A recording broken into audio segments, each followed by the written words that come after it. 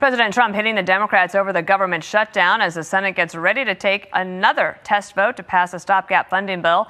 The move expected to fail. And Chad Program live on Capitol Hill. And Chad, the more I read about this big protest next Saturday on October 18th that the Democrats and progressives plan to hold, the more I think the Democrats will wait and let that happen. What do you think of that theory? Well, it depends if that's kind of their marker, or maybe the 15th, the middle of the month. That's when the next paychecks are due for federal workers.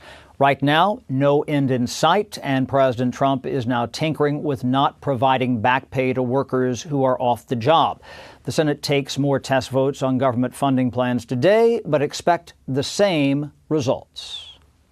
This week, paychecks start being affected for federal workers, and that is going to have real consequences for them and their families as well. Democrats are going to get another chance. They've already voted 5 different times now to keep the government shut down and against opening up the government.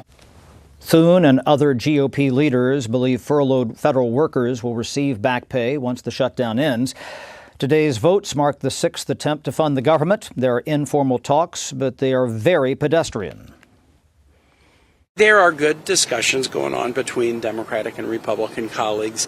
They've sort of reached a little bit of an impasse, although I may learn a little more when I'm up here as of lunch, the Republican position. We're glad to talk about this once government is reopened. Well, we really need more of a commitment than that. Some Republicans are anxious to end the shutdown. GOP Georgia Representative Marjorie Taylor Greene is siding with Democrats on demanding help to offset increasing health care premiums. How are we supposed to say it's the Democrats' fault when we're in charge of the White House, the House, and the Senate? People don't buy that. I know people back at home absolutely are calling basically BS on it.